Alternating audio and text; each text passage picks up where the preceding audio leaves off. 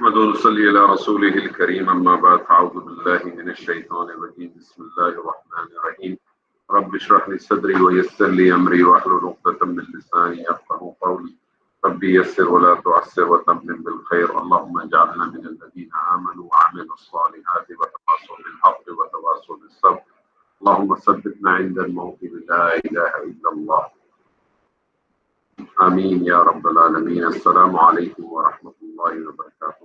سب سے پہلے تو تھوڑی سی معذرت چاہتا ہوں، آج تھوڑا سا کچھ نیٹ میں کنیکشن میں کوئی مسئلہ تھا، تو اس وجہ سے تھوڑی سی تاخیر ہو گئی۔ آج انشاءاللہ تعالی ہم سورہ نحل کا مطالعہ کریں گے۔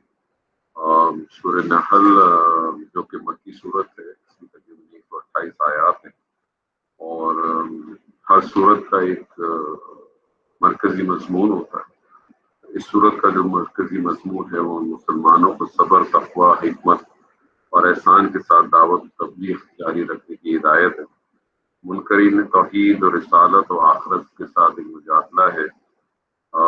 اللہ تعالیٰ کو خالق اور رب تو مانتے ہی ہیں سب، لیکن بہت لازم ہے کہ اس کو الہ بھی تسلیم کیا جائے۔ تو ہم اس پہ سے پہلے بھی کافی دفعہ بات کر چکے الہ اور رب کے فرق کے حوالے سے۔ سورہ نحل کے آغاز میں توحید کے دلائل ہیں، پھر رسالت کے دلائل ہیں بتائی گئی ہے، اور تمام رسولوں کو اللہ کی بندگی اور اطاعت اختیار کرنے اور اپنے وقت کی تابوت کی سرکشی کی قیادت سے بچنے کا حکم دیا گیا ہے۔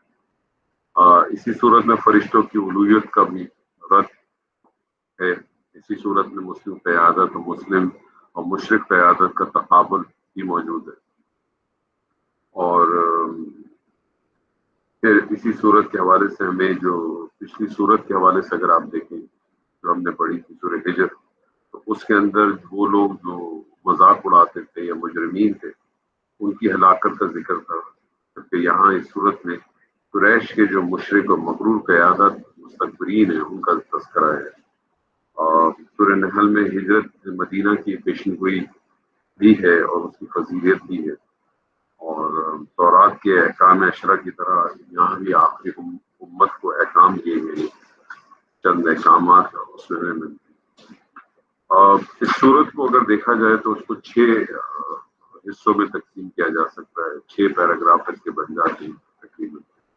تو جو پہلا پیراگراف ہے اس میں آیت نمبر 1 سے لے کر 21 تک کا ایک گروپ بنتا ہے، اور اس میں ثابت کیا گیا ہے کہ خالق اور مخلوق برابر نہیں ہو سکتے، جو بنیادی اس کے اندر جو بات ہے۔ جو دوسرا اس کا گروپ بنتا ہے وہ آیت نمبر 22 سے لے کر 34 تک ہے، اور اس کے اندر جو مضمون ہے وہ مشرکین مکہ کے خلاف فرد جرم ہے کہ وہ مشرک ہے۔ اور تیسرا گروپ جو بنتا ہے وہ آیت نمبر 35 سے لے کر 89 تک 89 تک بنتا ہے، اور اس میں بتایا گیا ہے کہ ہر قوم میں رسول بھی تھے۔ اور چوتھا گروپ جو بنتا ہے وہ آیت نمبر 90 سے لے کے 119 تک ہے، اور اس میں اللہ اور بندوں کو حقوق کے اہتمام کی ہدایت کی گئی ہے۔ پانچواں گروپ جو بنتا ہے وہ آیت نمبر 120 سے لے کر 124 تک ہے، جس میں سیرت ابراہیم سے توحید اور شکر سے استدلال کیا گیا ہے۔ اور جو آخری گروپ ہے وہ 125 سے لے کر 28 تک ہے، اور آخری پیراگراف میں دعوت کے آداب بیان کیے گئے۔ تو یہ مختصر سا ایک میں نے آپ کے سامنے اس کا ایک تعارف رکھا تھا۔ اب انشاءاللہ تعالی ہم کوشش کرتے ہیں کہ آج اس صورت کو کریں، یقیناً پوری تو نہیں کر سکیں گے لیکن کوشش کریں گے کہ اچھا حصہ ضرور کور ہو جائے۔ اعوذ باللہ من الشیطان الرجیم بسم اللہ الرحمن الرحیم اتی امر اللہ فلا تستعجلوا سبحانہ وتعالی عما یشرکون۔ اللہ کا حکم آ پہنچا، اب اس کی جلدی نہ مچاؤ، تمام پاکی اسی کے لیے ہے، وہ برتر ہے ان سب سے جنہیں اللہ کے نزدیک شریک بتلاتے ہیں۔ یعنی اس سے مراد قیامت ہے، یعنی وہ قیامت قریب آ گئی ہے جسے تم دور سمجھتے ہو۔ اور نبی صلی اللہ علیہ وسلم کی اس حدیث کو ہمیشہ ذہن میں رکھیں کہ جس شخص کی موت ہو گئی اس کی تو قیامت کھڑی ہو گئی، تو بس جلدی نہ مچایا کرو۔ عذاب سے مراد جسے مشرکین طلب کرتے رہے، جب بھی انہیں دعوت دی جاتی تھی تو کہتے تھے کہ ٹھیک ہے جو لانا ہے، جو عذاب کی بات کرتے اس کو لے آؤ۔ وہ تو پھر اللہ تعالیٰ نے بھی واضح طور پہ بتا دیا ہے کہ اگر اللہ فیصلہ نہ کر چکا ہو کہ ایک مقررہ مدت تک جو اجازت دینی تھی، اگر ایسا نہ کیا ہوتا تو پھر تو یہ عذاب آ چکا ہوتا. اور اس میں بڑی جو بڑا لطیف نقطہ ہے وہ یہ کہ اس میں جو جب جس عذاب کے آنے کی بات کی جا رہی ہے، جس قیامت کے آنے کی بات کی جا رہی ہے، اسے مستقبل کے بجائے ماضی کے صیغے سے بیان کیا، یعنی ماضی کا صیغہ ہے. یعنی اس سے یہ بھی معلوم چلتا ہے کہ ماضی کے اندر جو بھی بات ہوتی ہے وہ ہو چکی ہوتی ہے. اس کا مطلب ہے کہ یہ جو وقوع ہے وہ یقینی ہے، یہ ہو چکا ہے، یہ یونیورسل ہے. اور قرآن مجید کا یہ اسلوب ہے کہ جب بھی کوئی یونیورسل اس قسم کی جو حقائق ہوتے ہیں، جب اس کو بیان کیا جاتا ہے تو ہمیشہ ماضی کے صیغے میں آتا ہے. جیسے اس کی سب سے جو خوبصورت مثال ہے کہ اللہ تعالیٰ کی جتنی بھی صفات و بیان ہو جاتی ہیں وہ آپ دیکھیں اسی طرح سے کی جاتی ہے. کان اللہ غفور و رحیم، تو کانا کا مطلب تو تھا ہے، اس کا کیا مطلب؟ اللہ غفور و رحیم تھا؟ نہیں، اللہ غفور و رحیم تھا، اللہ غفور و رحیم ہے، اللہ غفور و رحیم رہے گا. تو جو بنیادی وجہ ہوتی ہے، جو عربی گرامر سے جن لوگوں کا جو تھوڑا سا شوق رکھتے ہیں، جو پڑھتے ہیں، تو یہ معلوم ہے اس بارے میں کہ کانا کے یونیورسل ٹروتھ کے لیے جاتا ہے. تو دین کی جو حقیقت ہے وہ یہ ہے کہ انسان اللہ کی ہستی اور کائنات میں اس کی کار فرمائی کو اس طرح جان لے کہ ایک ذات ہے، اس کو سب کچھ نظر آنے لگے، اسی سے وہ ڈرے، اسی سے وہ ہر قسم کی امید رکھے. ایک اللہ اس کے قلب و دماغ کے تمام توجہات کا مرکز ہے. یہ ہے اصل بنیاد. ينزل الملائكة بالروح من أمره على من يشاء من عباده أن أنذروا أنه لا إله إلا أنا فاتقون خلق السماوات والأرض بالحق تعالى عما يشركون. وہی فرشتوں کو اپنی روح دے کر اپنے حکم سے اپنے بندوں پہ جس پر چاہتا ہے اتارتا ہے کہ تم لوگوں کو آگاہ کر دو کہ میرے سوا کوئی معبود نہیں، بس تم مجھ سے ڈرو. اسی نے آسمانوں اور زمین کو حق کے ساتھ پیدا کیا، وہ اس سے بری ہے جو مشرک کرتے ہیں. اس کے اندر ایک کلمہ آیا ہے، ایک لفظ آیا ہے امر. اللہ تعالیٰ کہتا ہے ینزل الملائکۃ بالروح من امری. تو یہاں پر لفظ امر کی تھوڑی سی وضاحت اگر ہم کریں تو تھوڑی سی چیز اور واضح ہو جائے گی. اللہ تعالیٰ نے سورہ اعراف میں فرمایا الا لہ الخلق والامر، آگاہ ہو جاؤ، اسی کے لیے خلق ہے اور اسی کے لیے امر ہے. یعنی عالم خلق اور عالم امر دو الگ الگ عالم ہیں. عالم امر میں کسی کام کو کرنے یا کوئی واقعہ وقوع پذیر ہونے میں وقت درکار نہیں ہوتا، بس اللہ تعالیٰ کا ارادہ ہوتا ہے، اس کی کن فرماتا ہے اور وہ کام ہو جاتا ہے. جیسے کہ اللہ تعالیٰ نے فرمایا ایک جگہ پہ انما امرہ اذا اراد شیئا ان یقول له کن فیکون.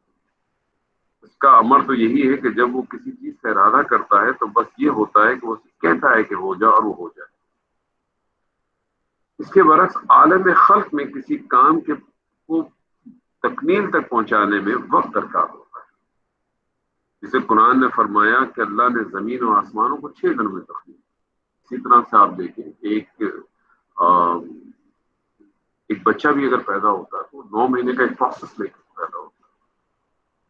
آم کا درخت خود بخود نہیں اگ جاتا ہے، کن کرنے سے نہیں اگتا. اس کی جو گٹلی ہوتی ہے اس کو زمین میں ڈالا جاتا ہے، پھر وہ اس میں سے نکلتا ہے، اس میں پودا نکلتا ہے، پودے سے درخت بنتا ہے، درخت سے ایک تناوار درخت بنتا ہے، پھر اس میں سے پھل نکلنا شروع.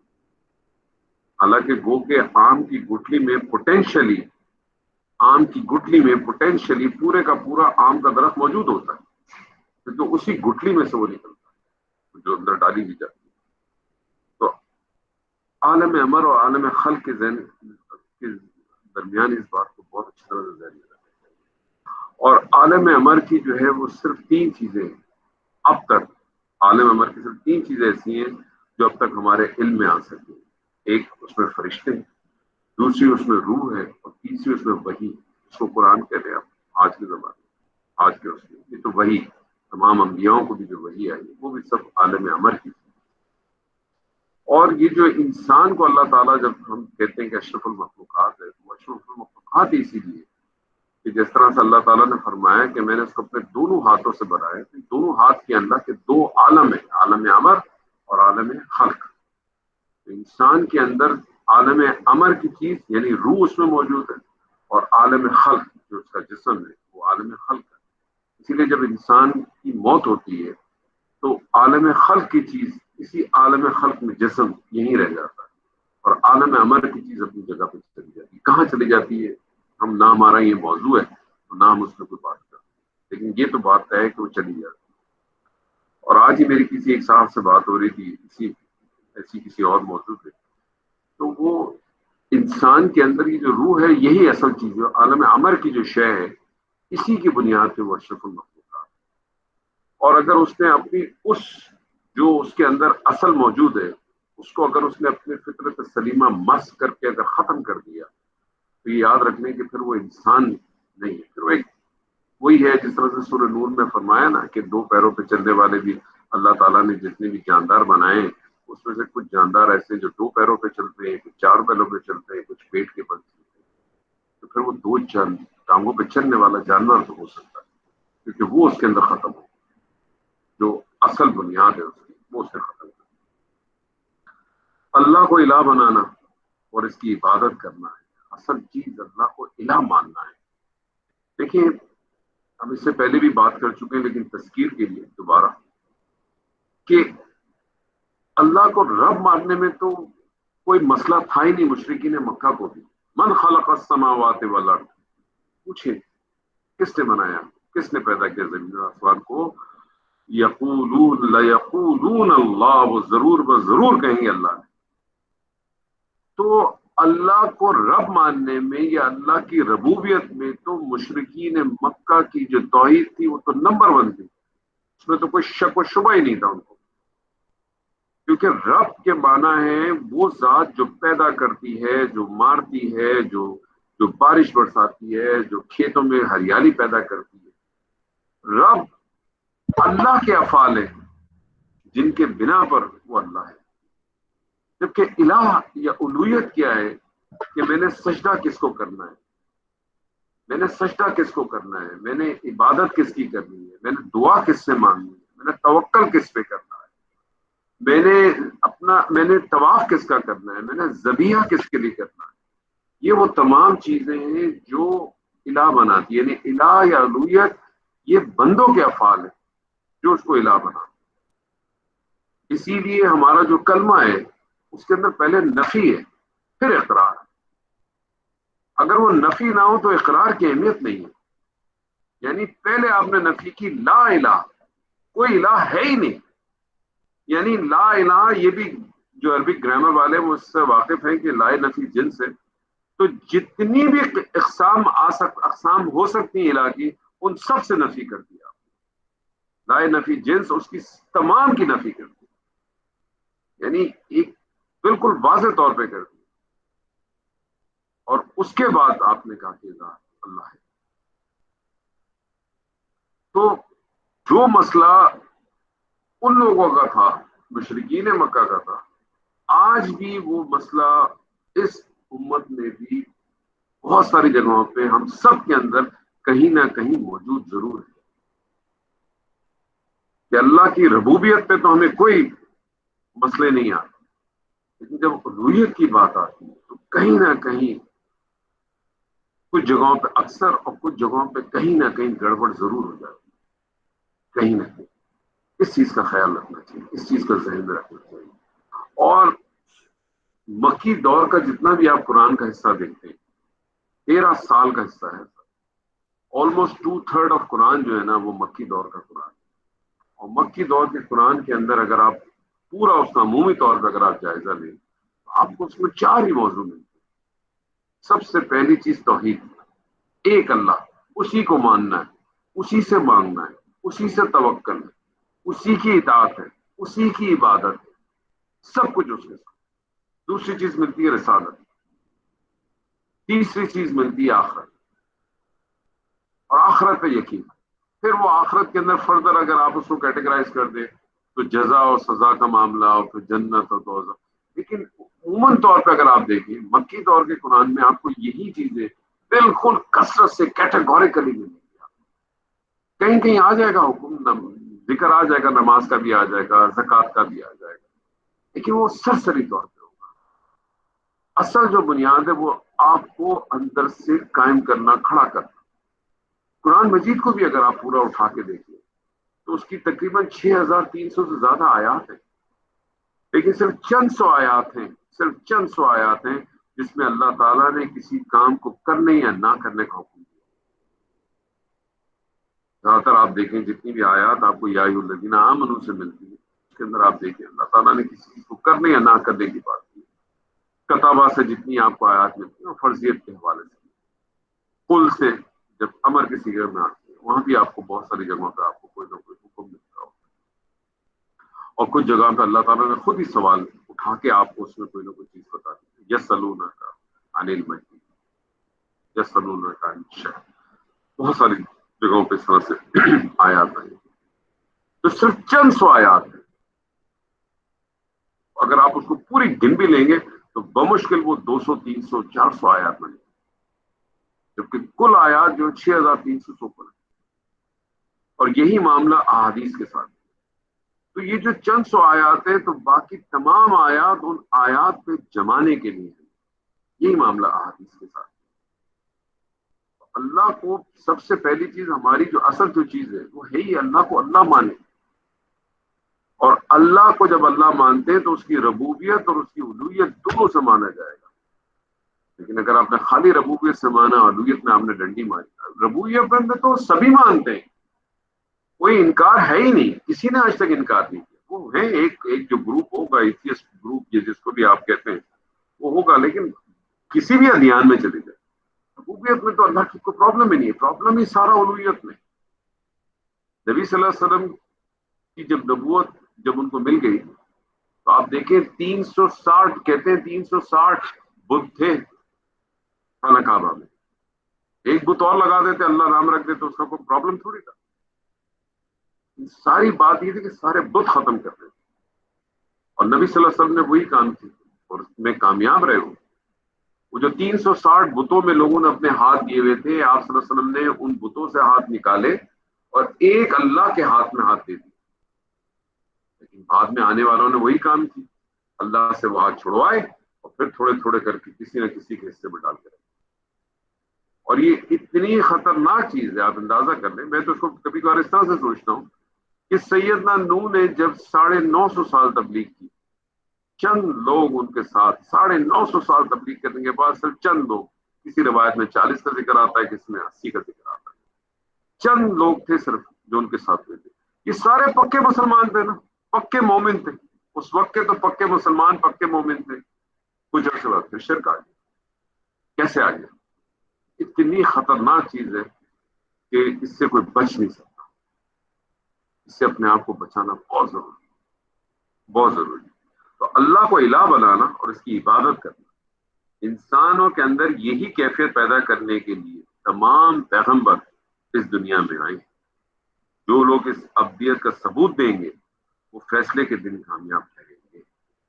عبد بن جائیں، اللہ کے عبد بن جائیں، غلام بن جائیں. غلام کیا کرتا ہے؟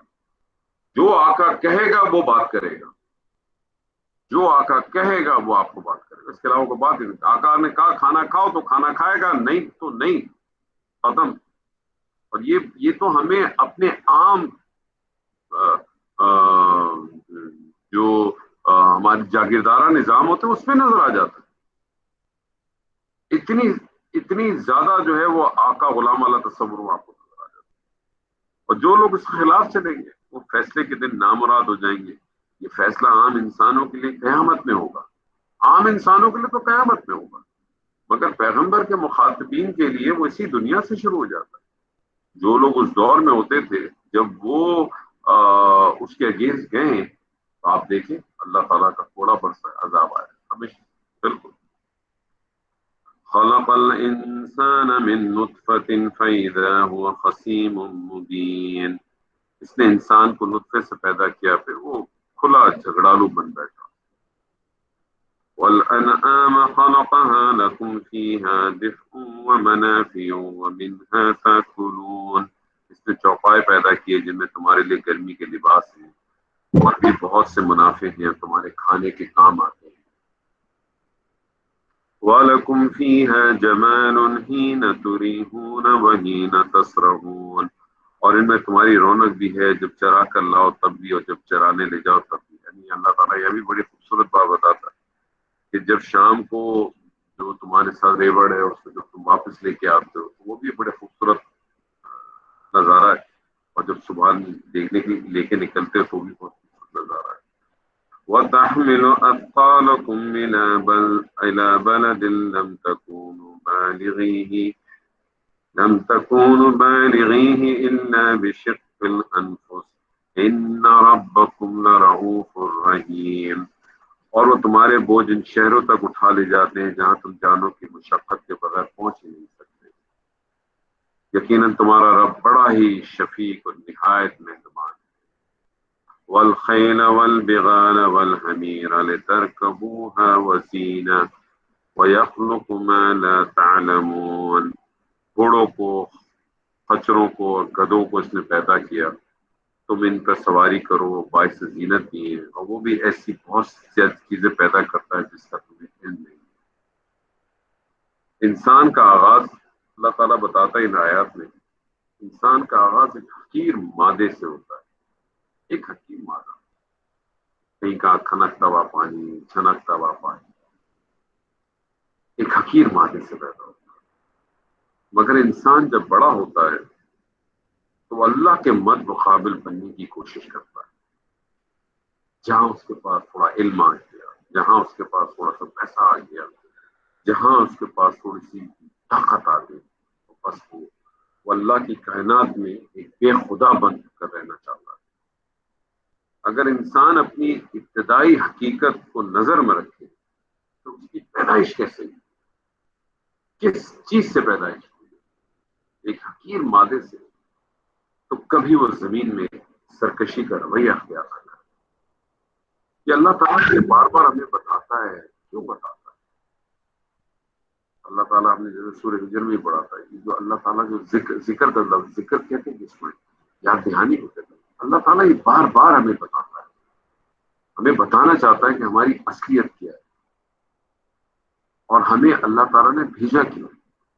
وما خلقت الجن والانس الا لیعبدونی، نہیں پیدا کیا میں نے۔ نارملی آپ دیکھیں اللہ تعالیٰ جو ہے وہ خلقنا سے بات کرتا ہے کہ ہم نے پیدا کیا، یہاں اللہ تعالیٰ نے ڈائریکٹ کہا خلق تو میں نے پیدا نہیں کیا، انسانوں کو بھی نہ انسانوں میں سے نہ جنوں میں سے، مگر اس لیے لیعبدونی۔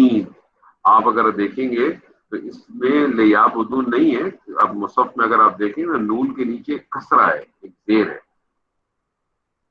لیعبدونی، تاکہ وہ میری عبادت کرے۔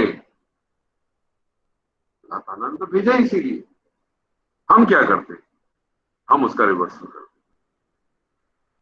ہم کہتے ہیں کہ جی جو کچھ ہے وہ میرا ہے، میں نے بنایا، میں نے کریٹ کیا، میں اس کا خالق، میں اس کا مالک، یہ میری عقل، یہ میری سوچ، میں بہت کچھ جانتا ہوں، جبکہ کچھ بھی نہیں جانتا۔ انسان کو موجودہ دنیا میں جو نعمتیں حاصل ہیں ان میں سے ایک نعمت چوپائے بھی ہے، کہ گویا یہ قدرت کی زندہ مشینیں ہیں جو انسان کو مختلف ضروریات فراہم کر رہی ہیں۔ ایسی مشینیں ہیں جس کا کوئی مینوفیکچرر آپ کو دنیا میں نظر نہیں آتا۔ کہیں آپ نے دیکھا ہے کہ بکرے ختم ہو گئے ہیں اور ایک کمپنی ہے، کوئی فلانی کمپنی ہے، ٹیٹرا پیک ہے، سپنسر ہے، ٹویوٹا ہے، وہ بکرے بناتی ہو، گائیں بناتی ہو، اونٹ بناتی ہو، گھوڑے بناتی ہو، بنا سکتا ہے کوئی؟ لائے بنا کے دکھاتے۔ قدرت کی زندہ فیکٹریز ہیں یہ مشینیں جو انسان کو مختلف ضروریات فراہم کرنے میں لگتی ہیں۔ یہ چوپائے گھاس کھاتے ہیں، چارہ کھاتے ہیں، اور انسان ان کی خوراک کھاتا ہے، گوشت کھاتا ہے۔ اللہ تعالیٰ نے کہا ہم نے ان انعام کو نازل کیا، اتارا ہم نے، یہ اتارا سے کیا مراد ہے؟ کہ آپ اس خیال میں آسمان سے ہوا سے اترتے ہوئے آئے تھے؟ پیدا کیا اللہ نے ہمارے لیے، اور کیسا پیدا کیا؟ خاص طور پہ جب اللہ کہتے ہیں کہ کھانے والے جو جانور ہیں ہمارے انعام جن کو ہم کہتے ہیں، اللہ تعالیٰ نے اس کے لفظ استعمال کیا بہیمہ، بہیمۃ الانعام۔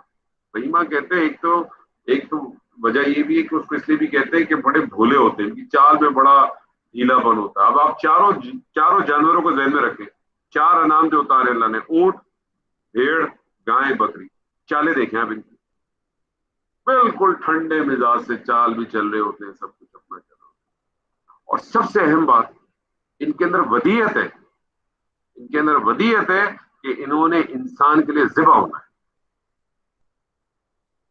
اسی لیے جب آپ ان کو گراتے ہیں، کرتے ہیں، آپ دیکھیں، چھوڑ دیتے ہو اپنے آپ کو۔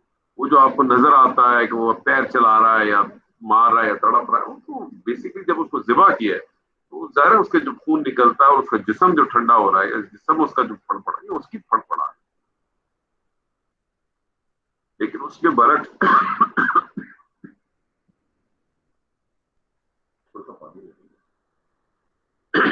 لیکن اس کے برعکس آپ ایک بلی کے بچے کو پکڑ کے ذبح نہیں کر سکیں گے، سواری پیدل نہیں کر تو دیں گے، لیکن وہ آپ کے ساتھ حشر کر دے گا وہ آپ کا۔ کیوں؟ کیونکہ اس کے اندر ودیت ہے۔ اللہ کا کتنا بڑا احسان ہے ہم پر، یہ اللہ کی نشانی ہے۔ اور کریں کبھی ہم ان پہ، نشانی ہے، کھلی نشانی ہے۔ یہ چوپائے گھاس چارہ کھاتے ہیں اور ان کو انسانی خوراک کے لیے گوشت اور دودھ میں تبدیل کرتے ہیں، لیکن دودھ بھی ملتا ہے۔ کالی گائے، کالی بھینس ہرا گھاس کھاتی ہے اور سفید دودھ دیتی ہے۔ اللہ کی مشینریز ہیں، نشانی ہے اللہ کی، اور تو کریں کبھی۔ اور اپنے جسم پر بال اور اون بھی نکالتے ہیں، جس سے آدمی اپنی پوشاکیں بنا، بڑا خوش ہوتے ہیں کہ لیدر کی میں نے باسکٹ پہنی ہے، لیدر کی جیکٹ پہنی ہے میں نے، زبردست قسم کے لیدر کے شوز پہنے۔ کون سا لیدر؟ کہاں سے لیدر؟ کہاں سے پروڈیوس کیا آپ نے؟ اوریجنل لیدر کہاں سے آیا؟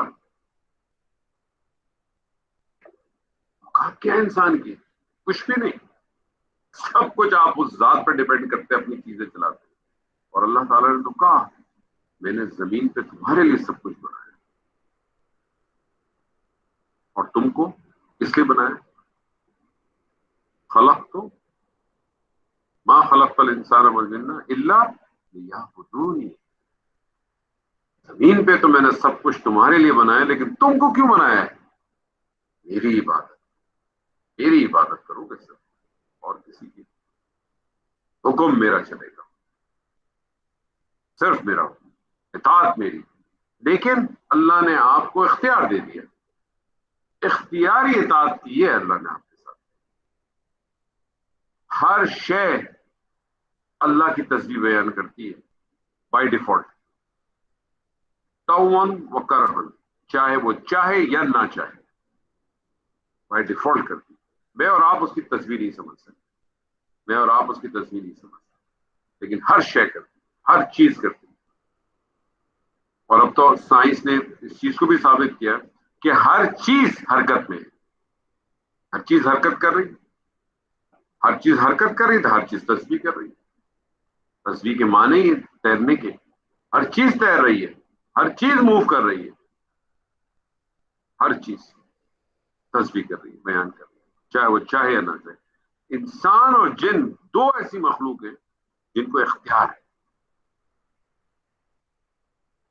وَإِمَّا شَاكِرًا وَإِمَّا كَفُورًا، چاہے تو وہ شکر کرے، چاہے تو وہ کفر کرے، یہ اس کے اوپر۔ تو دنیا میں انسان کے لیے جو بے شمار نعمتیں وہ انسان نے خود بھی بنائی ہیں۔ ان آیات پہ غور کریں آپ، کوئی چیز اس میں سے مینوفیکچرڈ ہے آپ کی؟ کچھ نہیں۔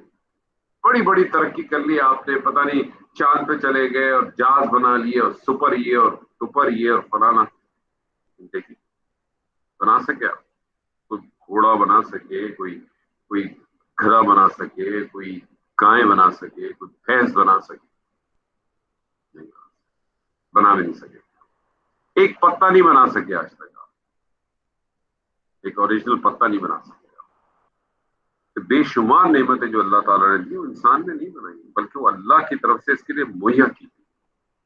اس سے ظاہر ہوتا ہے کہ اس دنیا کا خالق ایک مہربان خالق ہے اور اس کا تقاضا ہے کہ انسان اپنے خالق کا شکر گزار بنے. اصل چیز ہی یہی ہے، شکر گزاری، اور اس کا وہ حق ادا کرے، اس کا وہ حق ادا کرے جو ایک محسن ہونے کی حیثیت سے اس کے اوپر لازم ہوتا ہے. آپ کے گھر پہ ایک کام کرنے والا ایک مزدور بھی ہوتا ہے، تو وہ بھی آپ کا اس چیز کا خیال کرتا ہے کہ یہ میرا مالک ہے، اس نے مجھے خیال کیا ہے، اس نے میرے ساتھ بھلائی کی ہے، اس نے میرے ساتھ اچھائیاں کی ہیں. تو وہ بھی جو ہے نا آپ کے ساتھ آپ کو ڈستا نہیں ہے، آپ کو چار جگہ پہ خیال رکھتا ہے. لیکن ایک انسان ہی بڑا ناشکر ہے. ہمیں تو شکر صرف اس وقت یاد آتا ہے اور اللہ کی رحمتیں اور اللہ کی نعمتیں اس وقت یاد آتی ہیں یہاں تو ہم بہت تکلیف میں ہوتے ہیں، بہت تکلیف میں ہوتے ہیں. یہاں ہم کسی ایسی محفل میں بیٹھے ہوتے ہیں جہاں ہم بھی بتانا چاہتے ہوتے ہیں لوگوں کہ یار ہم اللہ کا بڑا شکر کرتے ہیں. یا تو ہم بہت تکلیف میں ہوتے ہیں تب ہمیں اللہ کی یاد بہت آتی ہے، یا ہم کسی ایسی محفل میں بیٹھے ہوتے ہیں جہاں ہم بھی چاہتے ہیں کہ ہم لوگوں کو بتا دیں کہ یار میں کچھ بھی نہیں ہوں، میرے اوپر سب اللہ کی رحمت. جبکہ اصل کیا ہے؟ اصل یہ ہے کہ آج بھی آپ چار آدمیوں میں بیٹھ جائیں، چار آدمی کے ساتھ بیٹھ جائیں، تو کوئی آدمی کسی تکلیف میں ہو، مشکل میں ہو جائے، اور اس کے بعد جب اس کی مشکل سالو ہو جاتی ہے، وہی شخص چار آدمی میں بیٹھ کے کہتا ہے کہ یار میں نے بس ایک کام بڑا زبردست کر دیا تھا، پلاننگ کر لی تھی میں نے کیا کیا تھا کہ میں نے میرا اسٹاک نیچے چلا گیا تھا نا، میں تو بہت برے حال میں ہو گیا تھا، تو میں نے پھر جو ہے نا کچھ اور مزید اسٹاک کر کے ایوریج کر لیا تھا. تو میں نے پلاننگ کر لی تھی تھوڑی سی، میں نے پلاننگ کر لی تھی. میں نے کیا کیا، کچھ فلیٹ خرید لیے، رینٹ پہ چلے جائیں گے. انتظام میں نے کر لیا تھا، کام کر لینے سے میرا تو کام ہو جاتا. میں نے جو ہے نا فلانی چیز ایسی کر لی تھی، میں نے وہ فلانا کام اسٹاک کر لیا تھا ایسے. پھر وہ اپنی کھاتا ہے، اور جب وہ پھنسا ہوا ہوتا ہے تب وہ اللہ کو یاد کر رہا ہوتا ہے، اللہ اللہ مجھے بچا لے، اللہ مجھے یہاں سے نکال. اور ایک دفعہ جب اللہ نکال لیتا ہے تو پھر کہتا ہے میرا علم تھا نا، بڑی اسمارٹنیس کی میں نے.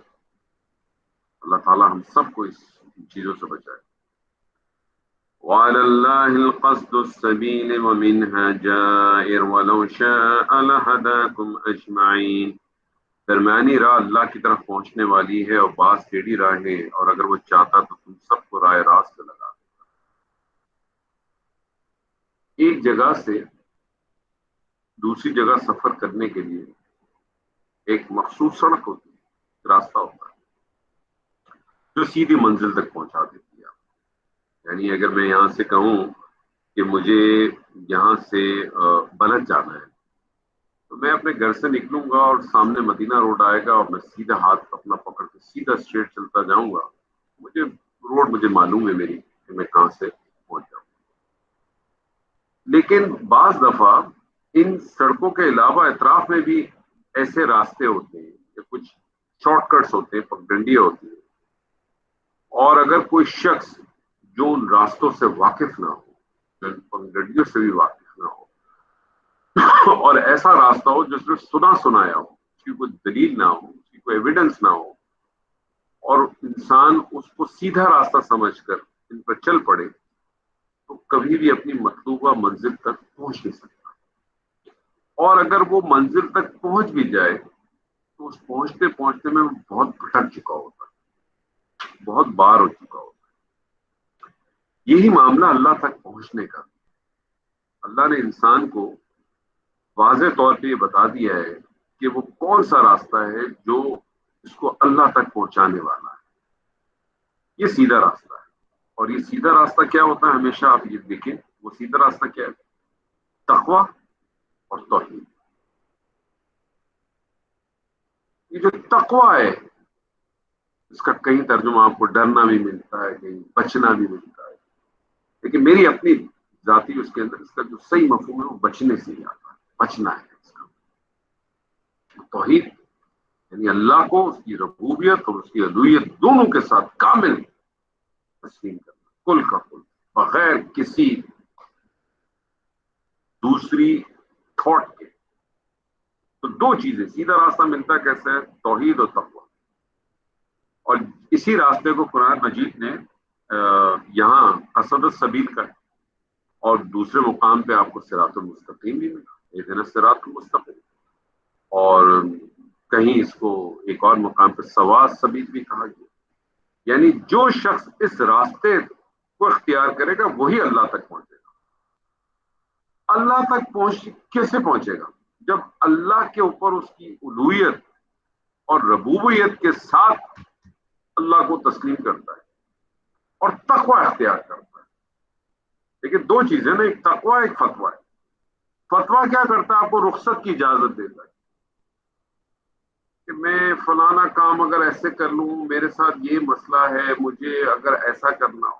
اجازت ہے اس کی، لیکن رخصت ہے نا ایک طرح کی. فتویٰ ایک طرح سے رخصت ہی ہے نا. ظاہر ہے جو علماء دین ہوں گے انہوں نے بہت ساری صحتیں، بہت ساری چیزیں دیکھ کے بنیاد پہ آپ کو ایک چیز دے، لیکن رخصت دی نا آپ کو ایک طرح سے. اللہ کے ساتھ اس کا مطلب ہے کہ اللہ آپ کی پرائرٹی نہیں ہے. اللہ کو پائیں گے کیسے؟ اللہ تک پہنچنے کا صرف اور صرف ذریعہ یہ ہے کہ اللہ آپ کی پرائرٹی بن جائے. اور یہ کتنی عجیب سی بات ہے کہ آپ یہ دیکھیں کہ وہ ذات جس نے آپ کو پہلا سانس دیا، وہ ذات جس نے آپ کو آخری سانس دیا، وہ ذات جس نے آپ کی پیدائش سے پہلے آپ کے لیے چیزوں کا انتظام کیا. آپ اپنی ماں کی پیٹ کے اندر ہیں انسان، ہم ماں کے پیٹوں میں تھے، ہمارے باپ زندہ تھے، ہو سکتا ہے کسی کے بھائی بہن بھی پہلے سے موجود تھے، دادا دادی بھی تھے، نانا نانی بھی تھے، چھت بھی تھی، زمین بھی تھا، ہر چیز موجود تھی. لیکن ہمارا اس کی پرائرٹی نہیں ہے. اللہ ہماری پرائرٹی نہیں، ہماری پرائرٹی میں ہی نہیں آتا. میں تو آج بھی کہتا ہوں، ہم سے اکثر لوگ، میں بھی اسی میں شامل ہوں، میں اس سے باہر نہیں ہوں. ہم اکثر جو ہمارے جو ذہنوں میں جو چیزیں، اکثر ہماری جو بہت ساری ہماری جو عبادات ہیں، وہ تو ہم اس لیے کرتے ہیں، عادتاً کرتے ہیں. ہم عبادت کو عبادت کے طور پہ تھوڑی کرتے ہیں. ہم اس لیے تھوڑی کرتے ہیں کہ اذان ہو گئی ہے، مجھے اللہ بلا رہا ہے، یہ اذان ہونے والی ہے، میں سارے کام ہم نے چھوڑ دوں، میری ابھی کوئی اور پرائرٹی نہیں ہونی چاہیے، کسی لمحے بھی اذان ہو سکتی ہے یا میں اذان سے پہلے پہنچ جاؤں. ابھی تھوڑے دنوں پہلے ہی سید منور حسن صاحب کا پاکستان میں انتقال ہوا. اللہ تعالیٰ ان کے درجات بلند کرے، اللہ تعالیٰ ان کی مغفرت کرے. بہت سارے واٹس ایپ کے میسج چلتے تھے، میرا خود بھی ان کے ساتھ ایک دو دفعہ اتفاق ہوا ہے ان سے ملاقات کا. بہت ہی نفیس انسان، اللہ تعالیٰ ان کے درجات بلند کرے. لیکن بہت سارے میسیجز میں نے پڑھے، اور جو سب سے جو اہم میسج جو مجھے بار بار اٹریکٹ کرتا تھا کہ ایک تو یہ تھا، مطلب ان کا اس بارے میں تو یہ تو تھا ہی کہ اذان ہوتی تھی، اس کے بعد نظر نہیں آتے، مسجد میں ہی ہوتے تھے. لیکن ایک جو چیز یہ تھی کہ جب وہ کچھ علاقوں میں جہاں ظاہر ہے بہت سارے لوگ ان کو دیکھتے تھے، تو بہت سارے لوگوں کے میسیج اس قسم کے آئے تھے کہ ان کی کبھی ایسا نہیں ہوا کہ فجر کی نماز میں وہ اذان کے بعد پہنچے مسجد. تو یہ تو ایک وہ کیس ہے کہ جو چلے ہمیں سامنے نظر آتا ہے. ایسے کتنے کیس ہوں گے؟ میرے خیال ہے بہت ہی چند گنتی کے لوگ ہوں گے ایسے شاید. تو ہماری پرائرٹی نہیں ہے اللہ. ہم اللہ کے پاس جاتے ہیں، اللہ کو پکڑتے ہیں، اللہ سے وہ کرتے ہیں، تعلق ہمارا اسی وقت ہے جب ہماری. تو اللہ نے دنیا میں آپ کو پیدا کیا ہے، آپ نے تو کلمہ پڑھا ہے، جس نے کلمہ نہیں پڑھا اس کو بھی تو اللہ دیتا ہے. ایک اگر ہندو ہے، ایک اگر کرسچن ہے، ایک اگر جوش ہے، یا ایک اگر کوئی اور ہے، یا ایک ایسا شخص ہے جو اللہ کو بھی نہیں مانتا، کیا اللہ اس کو کھانا پینا نہیں دیتا؟ کیا اللہ نے اس کو مال و دولت نہیں دی؟ کیا اللہ نے اس کو اولادیں نہیں دی؟ کیا اللہ نے اس کو عزتیں نہیں دی؟ سب کچھ دیا اللہ نے. دنیا کا معاملہ ہے، اس کا آخرت میں کوئی شیئر نہیں. لیکن اگر ہم بھی یہی سارے معاملے کریں گے تو کیا ہمارے آخرت میں کوئی شیئر ہوگا؟ فرق کیا رہے گا ہمارے میں؟ کوئی فرق نہیں رہے گا. تو اللہ کی طرف پہنچنے کا جو طریقہ کار ہے وہ تو دو ہی ہے، توحید اور تقوی. جس طرح جسمانی زندگی کی بقا کے لیے اللہ نے ضرورت کی چیزیں پیدا کی. دیکھیں لنک کریں پیچھے والی آیتوں کو. اسی طرح روحانی زندگی کی بقا کے اسباب مہیا کرنا بھی اسی کی ذمہ داری ہے. محض عقل سے یہ ضرورت پوری نہیں ہو سکتی. اسی لیے اللہ نے اس کو اللہ نے پیغمبر اور کتابیں بھیج کر پورا کر دیا. یہی وہ راہ ہے جو سیدھی ہے اور صرف ایک. میں اپنی طرف سے کیسے طے کروں گا؟ جو میرا مینوفیکچرر ہے وہ مجھے بتائے گا نا کہ میرا کون سی چیز کیا فنکشن کرے گی. اس کا اس نے مینیول دیا, اور نہ صرف مینیول دیا بلکہ اپنے چنے ہوئے پیغمبروں کو بھیج کے اس مینیول کا آپریشن کیسے ہونا ہے, اس کا پروسیجر کیسے ہوگا, وہ بھی کر کے ڈیمو دکھایا. پوری زندگی تک ایک ایک چیز کو دکھایا. ایک ایک چیز نبی صلی اللہ علیہ وسلم کی ایک ایک سنت محفوظ ہے ہمارے پاس. ایک ایک چیز کو محفوظ کرا ہے. یعنی دنیا میں ہر چیز اللہ کے لیے کہ مقرر کیے ہوئے راستے پر چلتی ہے, مگر انسان کا تخلیقی منصوبہ دوسری اشیاء کے تخلیقی منصوبے سے مختلف ہے. جو میں نے بات آپ سے شروع میں کی کہ ہر شے اللہ کی تصویر بیان کرتی ہے, چاہے وہ چاہے یا نہ چاہے. دوسری اشیاء سے صرف پابندی مطلوب ہے, کرنا ہی کرنا ہے. مگر انسان سے جو چیز مطلوب ہے وہ اختیاری پابندی ہے. بس یہ اختیار ہی دیا اللہ نے, اور بس یہی انسان اپنی گڑبڑ ہے. وہ سمجھ گیا کہ وہ بہت ہی توپ چیز بن گئی اور بھول جاتا ہے. اللہ تعالیٰ نے سورہ اعراف میں کہا کہ تم کس کی پیروی کرتے ہو؟ تم اس کی پیروی کرتے ہو جس نے تمہارے ماں باپ کو لباس اتار کے نکال دیا. تم اس کی پیروی کرتے ہو, ہم اسی کی پیروی. هو الذي أنزل من السماء ماء لكم منه شراب ومنه شجر فيه تسيمون. وہی تمہارے فائدے کے لیے آسمان سے پانی برساتا ہے جس سے تم پیتے بھی ہو, اور اسی سے آگے اگے ہوئے درختوں کو تم اپنے جانوروں کو چراتے ہو. ينبت لكم به الزرع والزيتون والنخيل والأعناب ومن كل الثمرات إن في ذلك لآيات لقوم يتفكرون.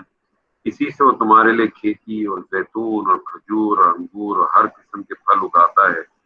بے شک ان لوگوں کے لیے تو اس میں نشانی ہے جو غور و فکر کرتے ہیں. وَسَخَّرَ لَكُمُ اللَّيْلَ وَالنَّهَارَ وَالشَّمْسَ وَالْقَمَرَ وَالنُّجُومَ مُسَخَّرَاتٌ بِأَمْرِهِ إِنَّ فِي ذَلِكَ لَآيَاتٍ لِقَوْمٍ يَعْقِلُونَ. اسی نے رات دن اور سورج کو تمہارے تابع کر دیا, اور ستارے بھی اسی کے حکم کے ماتحت ہیں. یقیناً اس میں عقل مند لوگوں کے لیے کئی نشانیاں موجود ہیں کہ کس طرح سے رات اور دن چھوٹے بڑے ہوتے ہیں, چاند اور ستارے کس طرح سے اپنے منزلوں کی طرف روانہ ہیں. ان میں کبھی فرق نہیں آتا. کبھی اگر ایسا ہو, اگر سورج اڑ جائے نہیں نکلتا آج میں, تصور تو کریں ہوگا کیا. کیا وہ کہے کہ میں اپنی مرضی سے خود تپش دوں گا, بارش ہو ہوتی چلی جائے رکے ہی نہ. ساری عقل مند لوگوں کے لیے نشانیاں ہیں. ستارے کو آپ دیکھیں, اللہ تعالیٰ نے ہم اس سے پہلے بھی پڑھ چکے ہیں کہ آسمان کی زینت بھی بناتا ہے, راستے بھی دکھاتا ہے, اور اگر کوئی شیاطین چلا جائے کوئی خبریں لینے کے لیے تو اس کو مارنے کے لیے بھی کام. ہم نے ستاروں سے کچھ اور ہی کام نکالنا شروع کر دیا. ہم تو قسمتوں کے حال بتا رہے ہوتے. کتابیں بھری پڑھ دی لوگوں نے اس کی. اب تو ماشاءاللہ ٹی وی پہ بھی ستارے آ کے ستارے بتائے جاتے ہیں, اخباروں میں بھی ستارے بتائے جاتے ہیں. یہ ہفتہ آپ کے لیے کیسا رہے گا. ہر وہ کام, نبی صلی اللہ علیہ وسلم کی حدیث ہے نا جس کا مفہوم ہے کہ میری امت ہر وہ کام کرے گی جو بنی اسرائیل, ہر وہ کام, ہم وہی کام کریں, سارے کام. اور جس طرح سے ڈاکٹر سار احمد صاحب کہتے ہیں, مجھے تو ان کی بات یہ بڑی لگتی ہے, واقعی تھکتی ہے دل میں, اور اپنے آپ کو ٹٹولتا ہوں میں شاید کہ میں بھی کہیں امنی میں نہ ہوں, کہ ہم میں ایمان نہیں, عقیدہ ہے. عقیدہ ہوگا تو یہی حالات چلیں گے. پھر ستاروں پہ کیا، پھر تو ہر ایک پہ آدمی بھروسہ کرے گا، ہر ایک پہ کرے گا. اور جہاں سے اس کو سستی شہرت میں، سستی نجات میں اور جلدی کے کام میں جہاں اس کو کوئی راستہ نظر آ جائے گا وہ اس کی طرف چلا جائے گا. ہر جمعے کے روز ہم سورہ کہف پڑھتے ہیں، اور سورہ کہف کی بڑی فضیلت اس میں ایک فضیلت یہ بھی ہے کہ جو شخص سورہ کہف کو پڑھے گا وہ ایک جمعے سے لے کر دوسرے جمعے تک دجال کے فتنے سے بچے گا. 4 قصص ہیں بنیادی طور پہ اس کے اندر سورہ کہف. کبھی اس قصص کو سمجھ کے پڑھ کے غور و فکر کرنے کی کوشش تو کریں تو آپ کو اندازہ ہوگا کہ قصص کے مقصد کیا ہے. جس طرح سورہ یوسف میں اللہ تعالیٰ نے فرمایا نا کہ یہ قصص جو ہے نا عبرت ہے، اور اہل عقل والے لوگ یا علم والے لوگ کیا کرتے ہیں، اس عبرت سے کچھ حاصل کرتے ہیں. ہم اس کو قصہ ہی سمجھتے ہیں، ہمارے لیے وہ کہانی ہے، ہمارے لیے صرف کہانی ہے. تو ہمارا بھی وہی ہے، اللہ اساطیر الاول، پہلو والی کہانی ہے اور کچھ نہیں ہمارے پاس، عبرت نہیں حاصل. کیونکہ اگر آپ سورہ کہف جب پڑھتے ہیں تو اس میں جو سیدنا موسیٰ کا قصہ ہے، اس سیدنا کا موسیٰ کا قصہ میرے اور آپ کے لیے کیا میسج ہے؟ ایک ہی میسج ہے میرے اور آپ کے لیے. اس میں سیدنا موسیٰ جلیل القدر رسول، اللہ نے کیسے کیسے ان کو معجزات کیے. اور سب سے بڑا بات تو اللہ نے کلیم اللہ کلام کیا. کلام بھی ایسا کیا، تکلیماً، جیسے کلام کیا جاتا ہے ایسے کلام کیا. اللہ نے اپنے اس جلیل القدر رسول سے کہا کہ فلاں شخص کے پاس جا کے علم حاصل کرو، جس کو ہم سیدنا خضر علیہ السلام تھے. وہ بھی جانتے تھے کہ یہ اللہ کا رسول. علم حاصل کرو، کنڈیشن رکھی انہوں نے، سوال نہیں پوچھنا. ہر ایکٹ کے اوپر ایک سوال پوچھا گیا. غور فرمائیں کیوں پوچھا گیا؟ کیونکہ غیر شرعی ایکٹ تھے وہ. کشتی میں چھید کرنا شرعی کام نہیں تھا، غیر شرعی تھا. بچے کی گردن مار دینا غیر شرعی کام تھا. آج ہمارے درمیان اللہ کا کوئی رسول موجود نہیں ہے جو یہ مجھے بتائے کہ جو فلانا شخص ہے جو تمہارے سامنے یہ کام کر رہا ہے، یہ کوئی اللہ کا پسندیدہ چناوا بندہ ہے، اس لیے اس کو مانو. نہیں ہے میرے پاس. اور یہ کتاب، یہ وحی کا دروازہ بند ہو گیا، یہ کتاب بند ہو گئی، نبوت بند ہو گئی. یہ کتاب قائم ہے اور اس کتاب قیامت تک اسی طرح سے قائم ہے. اور میں نے اسی میں سے چیزیں نکال لی اور میں نے اسی کو پڑھنا ہے، اسی کو سمجھنا ہے، اسی کو لے کے اپنی بنیاد بنا. تو میرے لیے میسج تھے، کوئی غیر شرعی چیز میں دیکھوں، چاہے کتنا بھی بڑا بزرگ ہو، کتنا بھی بڑا آدمی، کتنا بھی بڑا عالم، مجھے اس سے سوال پوچھنا چاہیے یہ کیسے ہو رہا ہے. سوال پوچھنے کے طریقے ہونے چاہیے، آداب ہونا چاہیے، اس میں تمیز ہونی چاہیے، لحاظ ہونا چاہیے. وہ اپنی جگہ پہ وہ بھی ہمیں نبی صلی اللہ علیہ وسلم کی سیرت سے ملتے ہیں کہ آپ نے کسی سے پوچھنا کیسے، اس کا ادب رکھیے، اس کا لحاظ رکھیے، اس کا پروٹوکول رکھیے. یہ نہیں کہ سوال پوچھنا نہ دھاڑ بدتمیزی سے اپنی بات رکھیں. نہیں، بالکل آپ کی تشفی نہ ہو تو دوسرے سے پوچھیں، تیسرے سے پوچھیں، 4 سے پوچھیں، 8 سے پوچھیں، 10 سے پوچھیں. اسی طرح سے معاملہ ہے. اور یہی معاملہ قرآن فہمی کا بھی. دیکھیے قرآن فہمی کو بھی سمجھنے کے 2 طریقے. ایک تو یہ کہ اس کو اوپر سے آپ سمجھ لیں، اس کی جو سیدھی جو آیات کے جو لفظ ہے وہ آپ نے دیکھا، آپ نے پڑھا، اور آپ نے اس کو جو اخذ کیا وہ آپ نے پکڑ لیا. آپ کو تذکیر کے لیول تک، آپ کی یاد دہانی کی لیول تک یہ عمل بالکل چلے گا.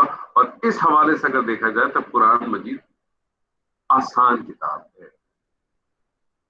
اس حوالے سے اگر دیکھا جائے تو قرآن مجید ایک آسان کتاب ہے. لیکن اگر اس پہ غور و فکر کا معاملہ ہے، اس کی ایک آیات کو آپ دیکھیں، اس کے ایک کلمے کو اگر آپ دیکھیں، اس پہ غور و فکر کریں، اس پہ رک جائیں، اس پہ کھڑے ہو جائیں، یہ کیا کہہ رہا ہے، کیوں کہہ رہا ہے. یہ بات یہاں جو جو کلمہ آیا ہے، یہ کہاں کہاں کلمہ آیا، کس کس پیغام میں آیا، کیسے آیا، کیا بات تھی وہاں، اس کے اوپر غور و فکر کرنے لگ جائے، اس پہ تدبر کرنے لگ جائے، تو یہ اتنا گہرا ہے، یہ اتنا گہرا ہے کہ کائنات کی مشکل ترین کتاب ہے، اور اس کے جو ثمرات ہیں یہ قیامت تک ختم نہیں، اس کا فیض آپ کو ملتا رہے، کیونکہ اگر ایسا نہ ہوتا تو پھر اتنے لوگوں نے تفاسیریں کیوں لکھی؟ اور آپ 10 تفاسیر لے لیں، ہو سکتا ہے اس 10 تفاسیر میں 70% یا 80% چیزیں آپ کو ایک ہی جیسی ملیں گی، لیکن 10 15 20% کا ویریشن آپ کو ملے گا۔ ہر آدمی کی کوئی نہ کوئی فوٹے ہوگا، کوئی نہ کوئی اسپیشلٹی ہوگی، کوئی نہ کوئی ایسی چیز ہوگی جو دوسرے سے بہتر بیان کی۔ کیوں؟ کیا وجہ؟ یہ غور و فکر کا دروازہ ہم نے جو کھول بند کیا ہوا ہے، اسے کھولے، یہ ہم نے بند کر دیا اپنے ساتھ۔ اللہ تعالیٰ ہم سے کہتا ہے افلا یتدبرون قرآن ام علی قلوب اقفالها، تم قرآن پہ غور و فکر نہیں کرتے، تدبر نہیں کرتے، کیا تمہارے دلوں پہ تالے لگ گئے؟ کیوں ایسا؟ کیوں ہم اس پہ، اس کی نشانیوں پہ غور نہیں کرتے؟ اللہ تعالیٰ کی اتنی ساری جو بلیسنگز ہیں ان پہ کیوں نہیں غور کرتے؟ کبھی اپنے اسٹرکچر پہ غور کرنا۔ سیدنا علی کا شاید قول ہے، آپ نے فرمایا کہ جس نے اپنے نفس کو پہچان لیا اس نے اللہ کو پہچان لیا۔ نفسی تو نہیں سب اور کیا، لیکن ہم ظاہری چیزوں میں الجھ کے رہ گئے۔ ٹوپی اسٹیڈی پہننی ہے کہ ٹوپی سیدھی پہننی ہے، ہم نے نماز پڑھنی ہے تو ہاتھ کدھر باندھنے جائیں گے، ہاتھ اوپر باندھنے، نیچے باندھنے، رفع دین کرنا ہے، رفع دین نہیں کرنا ہے، امین پڑھنا ہے، امین نہیں پڑھنا ہے۔ جتنی مضبوط احادیث آپ کے پاس موجود ہے آپ اس کو لے کے کھڑے ہونا چاہیے۔ ہم نے چھوٹی چھوٹی چیزوں میں اپنے آپ کو الجھا دیا، جو اصل بنیاد ہے کہ اس سے ہدایت حاصل کرے، اللہ کے دین کو قائم کرے، اس پہ بھی کام۔ اللہ کی دین کو قائم کرنے کی بات ہی نہیں، اس کی حاکمیت کو قائم کرنے کی بات نہیں۔ ہم جس ملک سے تعلق رکھتے ہیں پاکستان میں، دیکھیں مجھے بتائیے کہ کتنے ہمارے ایسے چیزیں، کوئی ایک چیز مجھے بتائیں جن کے مطابق آپ کہہ سکتے ہیں کہ وہ شرعی طور پر۔ کل کچھ لوگوں نے بڑی خوشیاں منائی کہ پاکستان کے اندر وہ جو دوسری شادی کرنے کے اوپر بیوی سے اجازت دینے والی جو کنڈیشن تھی اس کو ختم کر دی۔ وہ تھی کیوں ختم کر دی؟ تھی کیوں آج تک؟ سوال تو یہ پیدا ہوتا ہے کن لوگوں نے ختم کرائی پھر آج؟ تھی کیوں؟ سوال یہ پیدا ہونا چاہیے ہمارے یہاں کون سی ایسی چیز ہے جس کو آپ دیکھیں جس پہ ہوتی ہے؟ تو ہم اللہ کی حاکمیت کو اگر اجتماعی طور پہ نہیں قائم کر سکتے کیونکہ ہم اتنے مکلف نہیں ہیں، ہمارے پاس وہ طاقت نہیں ہے، ہمارے پاس اتنے پاورز نہیں ہیں، لیکن کم سے کم اس کی حاکمیت کو اپنے گھر میں تو قائم کر سکتے ہیں، اپنی جگہوں پہ تو، اپنے آپ پہ تو قائم کر سکتے ہیں۔ کیا ہم اپنے آپ پہ بھی قائم نہیں کر سکتے؟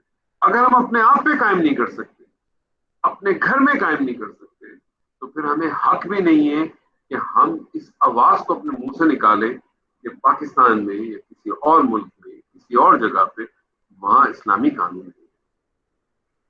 ہم نے داڑیاں رکھی تو ہم اللہ کی حاکمیت قائم کر۔ پڑوسی کے کتنے حقوق ہیں کبھی سوچا ہے ہم نے؟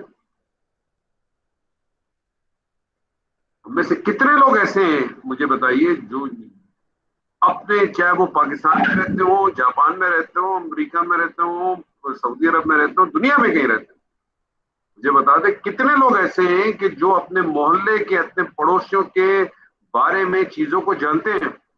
ارے ان کو کسی کو یہ بھی نہیں پتا ہوگا کہ ان کے گھر میں 2 آدمی رہتے ہیں کہ 6 رہتے ہیں. سوال ہی پیدا نہیں ہوتا. مجھے تو نہیں معلوم. میری بلڈنگ کے اندر میرے خیال میں شاید 10 لوگ رہتے ہیں یا 8 لوگ رہتے ہیں. مطلب 8 گھر ہے. شاید 10 ہے 8 ہے. ایک آپ کے ساتھ شاید ہے, وہ بھی میری مسز کے شاید. ہمیں تو معلوم ہی نہیں ہے. ہم باتیں کر رہے ہیں, پتہ نہیں باتیں کرتے ہیں ہم صرف ایسے. ادھر وہ نہیں ہوا, پاکستان میں ایسا نہیں ہوا. اپنے اوپر تو ہم قائم, اپنے اوپر اس اللہ کی حاکمیت کو قائم نہیں کر پا رہے اپنی ذات پر. اس پہ تو کسی کا کنٹرول نہیں ہے نا. اس پہ تو طاغوت نہیں ہے نا بھائی. لیکن میں اپنے اوپر قائم نہیں کر پاتا. نشانی ہے اللہ کی, غور و فکر کرنے کے لیے ہمارے لیے, لیکن نہیں کرتے. وما ذرأ لكم في الأرض مختلفا ألوانه إن في ذلك لآيات لقوم يذكرون. اور بھی بہت سی چیزیں, طرح طرح کے رنگ روپ اس نے تمہارے لیے زمین میں پھیلا رکھی. بے شک نصیحت قبول کرنے والوں کے لیے اس میں بڑی بھاری نشانی. پھر وہی بات, نشانی ہے. یعنی زمین میں اللہ تعالیٰ نے جو معدنیات بتائی ہیں, نباتات ہیں, جماعتات ہیں, حیوانات ہیں, ان کے جو اس سے جو منافع انسان کو حاصل ہوتے ہیں, ان میں تو نصیحت ہے. کبھی غور کیا پہاڑ, سر اگر یہ پہاڑ نہ ہو تو یہ زمین ہلتی رہے. اس کی ہمارے ایک استاد صاحب نے مثال دی تھی کہ پہاڑ کی مثال اسی طرح سے, جس طرح سے آپ کا جو ٹائر ہوتا ہے اس کی جب ویل بیلنسنگ کرانی ہوتی ہے آپ کو, تو آپ ویل بیلنسنگ کرانے جاتے ہیں, چھوٹے چھوٹے ویٹس لگاتا ہے, ٹھک ٹھک مارتا ہے, پھر ویل گھماتا ہے, ٹھک ٹھک مارتا ہے. یہ ہے پہاڑ جو گاڑ دیے گئے. یہ درخت نہ ہو تو سوچیں گے, کبھی غور ہی نہیں کرتے. ہم سب فار گرانٹیڈ ہے, سب کچھ ہمارا گرانٹیڈ ہے. اور پھر سب سے بڑی گرانٹیڈ تو یہ ہے کہ ہم بخشے بخشائیں. وہ جو یہودی کہتے تھے نا, وقالوا لن تمسنا النار الا ایاما معدودات, ہرگز نہیں چھوئے گی ہمیں آگ, اور چھوئے بھی تو چند دنوں. پھر وہ کہتے تھے وقالوا لن يدخل الجنہ الا من كان هودا او نصارى, ہرگز داخل نہیں ہوں گے جنت میں سوائے یہود و نصارہ کے. ان کا کلیم تھا. پھر ایک جگہ کہتا ہے نحن ابناء اللہ, ہم تو اللہ کے بہت چہیتے. یہی ہمارا حال, ہماری امت سب سے افضل. ہم بھی سب جنت کے بیٹھے ہیں, سب جنت میں جائیں گے. سبھی کی یہ خواہش ہے کہ سب کو حوض کوثر سے جو ہے وہ نبی صلی اللہ علیہ وسلم کی شفاعت مل جائے گی. اس حدیث کو بھول جاتے ہیں ہم.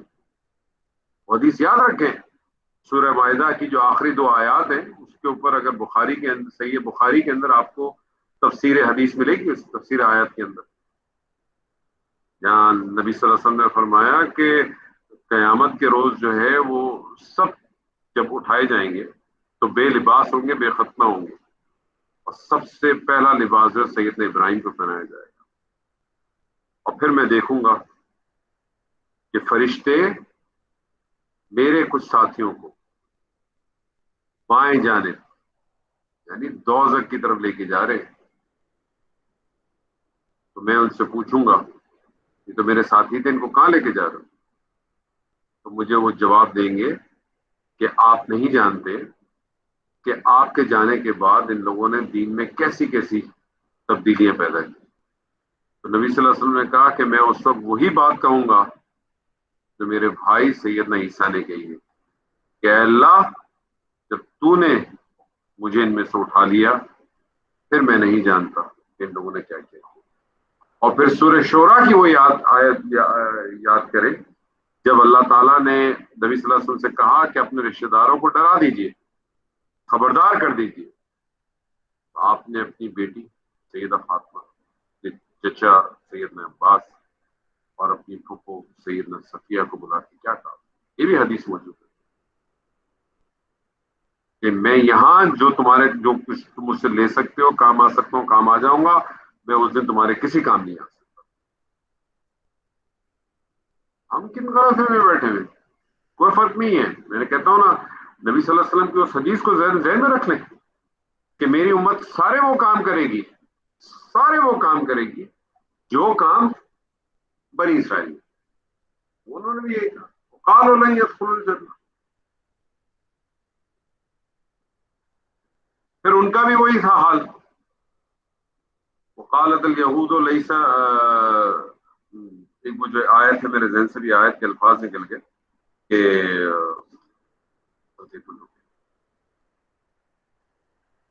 ایک جگہ پر انہوں نے فرمایا کہ یہ جو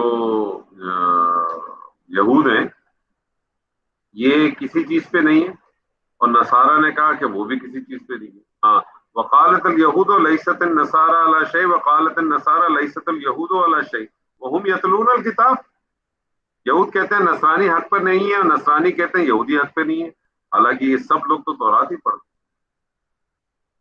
آج ہمارا بھی یہی مثال ہے، سارے مسلمان ہیں لیکن ہر ایک دوسرے کے اوپر جو ہے ہم فتویٰ ڈال دیتے ہیں، ہر ایک پہ ہم ڈال دیتے ہیں، وہ کہتے ہیں نہیں نہیں ہم صحیح ہیں، وہ نہیں ہے۔ ہمارا حال کیا ہے؟ افتؤمنون ببعض الکتاب وتکفرون ببعض، کتاب کے ایک حصے کو مانتے ہیں اور دوسرے حصے کو ہم چھوڑ دیتے ہیں، اور اسی لیے تو پھر اللہ تعالیٰ نے جو ہے اس بات کو بھی جو ہے وہ پھر ایک جگہ پہ اسی طرح سے فرمایا تھا نا، اتامرون الناس بالبر وتنسون انفسکم وانتم تتلون الکتاب، کیا لوگوں کو بھلائیوں کا حکم کرتے ہو اور خود اپنے آپ کو بھول جاتے ہو، باوجود اس کے کہ تم کتاب پڑھتے ہو؟ افلا تعقلون، کیا اتنی بھی تمہیں سمجھ نہیں؟ کن سے خطاب تھا؟ مجھے بتائیے، جتنی میں نے بھی آپ کے ساتھ آیات پڑھی ہیں، کیا ہم میں یہ ساری بیماریاں موجود نہیں ہیں؟ بالکل موجود ہے سر، بالکل موجود ہے۔ صرف حدیث کے اس متن پہ نہ جائیں کہ جب نبی صلی اللہ علیہ وسلم نے کہا کہ اگر ان بنی اسرائیل میں سے کسی نے اگر اپنی ماں کے ساتھ بھی کوئی برا کام کیا ہے تو میری امت کے لوگ بھی کریں گے، تو ہم تو نہیں کر رہے، تو ہم تو سب فارغ نہیں، سارے میں نے بھی آپ کے سامنے قرآن مجید کی 4-5 آیات پڑھی ہیں، سارے کلیم ہمارے، سب کلیم کرتے ہیں ہم۔ اللہ تعالی ہم سب کو ان چیزوں سے بچائے۔ وَهُوَ الَّذِي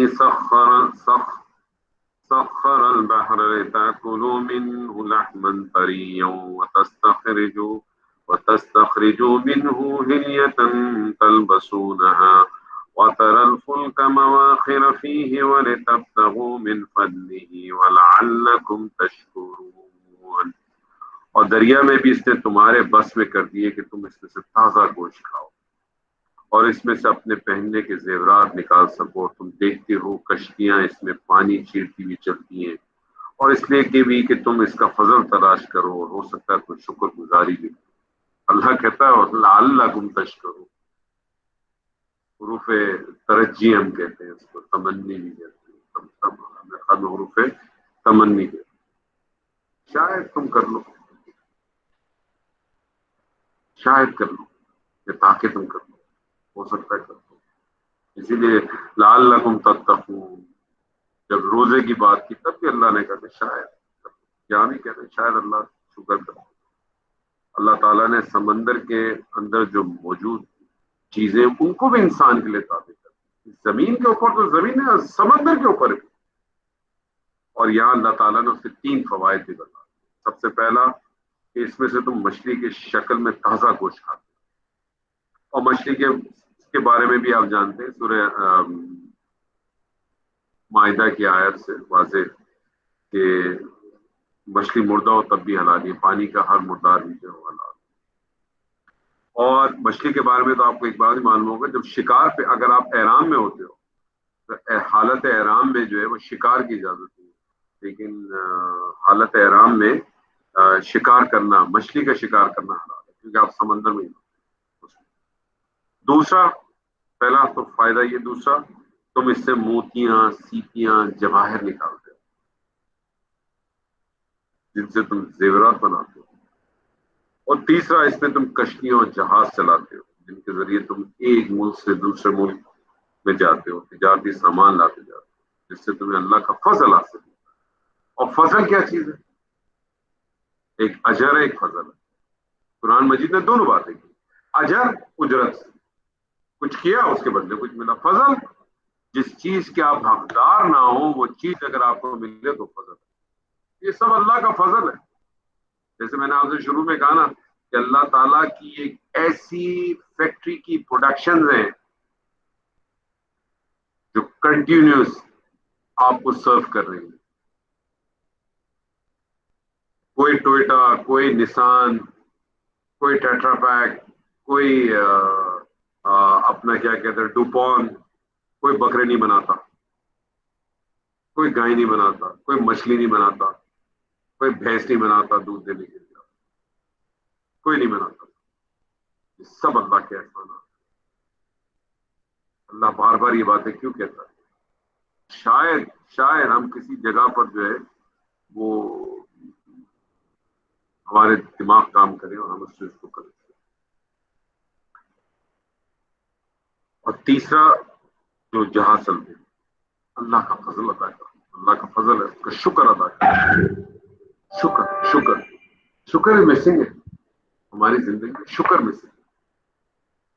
اور میں نے آپ سے کہا شکر اسی وقت کرتے ہیں، شکر بھی اسی وقت کرتے ہیں، اللہ کو بھی اسی وقت یاد کرتے ہیں، اللہ کی رحمتوں کا بھی ذکر اسی وقت کرتے ہیں جب یا تو ہمارے حالات بہت ٹائٹ ہوتے ہیں یا ہم کسی ایسی محفل میں بیٹھے ہوں گے جہاں ہمیں لگتا ہے یار ہمیں بھی کرنا چاہیے۔ باقی اندر سے چہرے بتا رہے ہوتے ہیں، آپ وہیں سے آپ محفل سے اٹھے ہیں، آپ دیکھ لیں آپ کو نظر آ جائے گا وہی شخص ساری باتیں کرتا ہو، باہر سڑک پہ جائے گا، گاڑی سٹارٹ کرے گا، اور گاڑی جب اس کے سگنل پہ آئے گی اور کوئی شخص آئے گا اور اس کو کہے گا اللہ کے نام پہ، تو یا تو اس کو منع کر دے گا بابا معاف کرو، یا جھڑک دے گا، یا کوئی دے بھی دے گا، اور کچھ ایسے ہوں گے جو اس کے ساتھ جرا بھی کرے گی۔ کٹے کٹے ہو گئے ہو یار، مانگتے ہو، شرم نہیں آتی؟ خود بھول گیا کہ ابھی اتنا بڑا لیکچر دے گیا، خود بھول گیا کہ اللہ سے روز مانگتا ہے۔ اللہ نے تو کبھی نہیں کہا، اتنا دیا پھر بھی مانگتا ہے، شرم نہیں آتی؟ کبھی کہا اللہ نے؟ کبھی نہیں۔ اللہ تو کہتا ہے شکر کر میں اور دوں گا، تو میرے نام پہ خرچ کر میں تجھے دگنا دے دوں گا، 4 گنا دوں گا، 10 گنا دوں گا، 70 گنا دوں گا۔ یداف ہو منیمم ڈیفینیشن اس کی ڈبل کی ہے، یداف بڑھا دے گا، دگنا کر دے گا کم سے کی مرضی ہے۔ جیسے سورہ بقرہ کے اندر ایک آیت ہے بڑی خوبصورت، جو اللہ نے فرمایا کہ جو اللہ کی راہ میں خرچ کرتے ہیں اس کی مثال ایسی ہے کہ جو ہے اللہ جو ہے وہ ایک 7 بالیاں اس کو دے اور ہر بالی میں 100 دانے، تو 700 دانے تو یہی ہوگی۔ واللہ یضاعف 1400 کر دو۔ اب ملٹیپلیکیشن آپ جتنی کرنا چاہیے 1400 کر دو، ایک کے 1400 تو آ ہی گئے نا منیمم۔ پھر اگر آپ لوگوں کو خاص ایام میں کر لیا ہو سکتا ہے اللہ آپ کو وہ ڈبل کی جگہ جو ہے وہ 10 گنا دیتے، 20 گنا دیتے، 50 گنا دیتے، 100 گنا دیتے، 1000 گنا دیتے۔ اللہ کے لیے کوئی کمی ہے؟ کچھ لوگوں نے کہا کہ رمضان میں اگر کوئی نیکی کرے تو 70 گنا ہو جاتی ہے، تو 1400 کو 70 سے ملٹیپلائی کرو تو 98,000 ہو گئے سر جی۔ ابھی بڑے دن آئیں گے انشاءاللہ تعالیٰ، میرے خیال میں شاید پیر سے شروع ہو جائے، پھر حج شروع ہو جائے، خوبصورت دن ہے 10 دن اللہ کی گہرائی بیان کرنے، اس کے اندر کریں بڑھ چڑھ کے کام کریں، لیکن قربانی کا جانور اللہ کے لیے خریدیے گا، قربانی کا جانور اللہ کے لیے کیجیے گا۔ میں ان لوگوں سے خاص طور پر مخاطب ہوں، ہمارے یہاں سعودی عرب میں تو اس طرح سے ٹرینڈ نہیں ہے کہ ہم بکرے گاڑیاں لا کے اپنے گھروں پہ لگائیں، لیکن پاکستان میں یا انڈیا میں یا کہیں اور جگہ پہ اگر ایسا ہے تو اللہ کے واسطے کہ قربانی کے جانور جو ہے نا اللہ کی راہ میں اللہ کے لیے لائیے گا، بچوں کی خواہش کے لیے لائیے گا کہ بابا مجھے بڑا والا چاہیے، بابا کی بجٹ بھی نہیں ہے، پھر بھی بابا بیچارہ انڈر پریشر ہو کے 40,000 روپے کا بکرا لے کے آ رہا ہے یا 2 لاکھ روپے کی گائے لے کے آ رہا ہے کسی سے ادھار پیسے، یہ کام مت کیجیے، کیونکہ اللہ تعالیٰ نے سورہ حج میں کہا ہے کہ نہیں پہنچتی نہیں پہنچتا، نہ اس کا خون پہنچتا ہے نہ اس کا گوشت پہنچتا ہے. کیا پہنچتا ہے؟ ولیکن کیا پہنچتا ہے؟ ینالہ التقوی منکم، تمہارا تقوی پہنچتا ہے. کس نیت سے کیا اس کا خیال رکھیں. وَأَلْقَ فِي الْأَرْضِ رَوَاسِيَ أَن تَمِيدَ بِكُمْ وَأَنْهَارًا وَسُبُلًا لَعَلَّكُمْ تَهْتَدُونَ، اور اس نے زمین میں مضبوط پہاڑ گاڑ دیے تاکہ تمہیں ہلا نہ دیں، اور نہریں اور راہیں بنا دی تاکہ تم منزل مقصود تک نہ پہنچو، منزل مقصود کو پہنچو. یہی بات جو میں نے ابھی آپ سے کہا تھا کہ پہاڑ پہ کبھی غور کریں. پہاڑ اللہ نے کیے، زمین ہل جاتی، کھڑی نہیں رہ سکتی. علامات وبالنجم هم يهتدون، اور بہت سی نشانیاں مقرر فرمائی، اور ستاروں سے بھی لوگ راہ حاصل کرتے ہیں. ستاروں کے بارے میں بتایا کہ تین، صرف تین، اللہ تعالیٰ قرآن مجید سے تین چیزیں ثابت ہے ستارے: راستہ دکھانا، زینت، اور شیاطین کو مارنا. چوتھی چیز ثابت ہوئی بدقسمتی سے ہماری زندگی میں چوتھی چیز ہی چل رہی ہے. ہماری زندگی میں چوتھی چیز ہی چل رہی ہے. ہمیں باقیوں کی وہ ہے ہی نہیں، ہم باقی پہ بلیو ہی نہیں کرتے. سب لگتا ہے چوتھی چیز ہی چلاتے ہیں انشاءاللہ.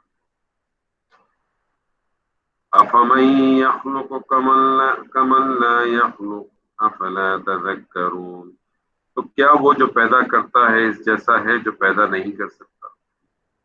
کیا تم بالکل نہیں سوچتے؟ یعنی اللہ تعالیٰ ان تمام نعمتوں سے توحید کو اجاگر فرمایا، مسلسل توحید کی بات. تو اللہ تعالیٰ نے ان تمام چیزوں کا خالق ہے، لیکن اس کو چھوڑ کر تم جن کی عبادت کرتے ہو، جن سے توکل کرتے ہو، انہوں نے کبھی کچھ پیدا کیا ہے؟ اور اگر کیا ہے تو قل ہاتھوں برہانوں کو، لا دو کوئی اگر ہے برہان تمہارے پاس، ان کن تم صادقین، اگر ہو تم سچے. تو جو خود پیدا نہیں کر سکتا کوئی چیز، تو وہ دوسرے کے لیے کیا کر سکتا ہے؟ نہیں کر سکتا. کیا وہ برابر ہو سکتا ہے؟ نہیں برابر.